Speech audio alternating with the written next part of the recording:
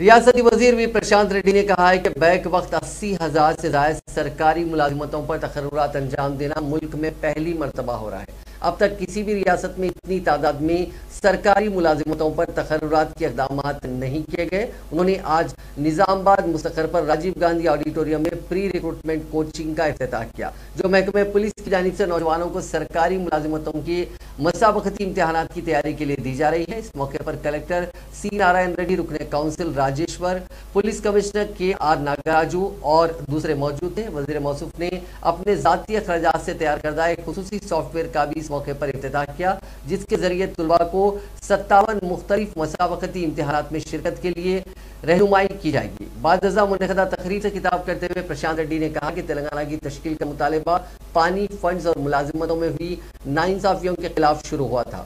پانی اور فنڈز کا مسئلہ تلنگانہ کی تشکیل کے بعد ختم ہو گیا اور اب ملازمتوں کا مسئلہ بھی ختم ہو رہا ہے۔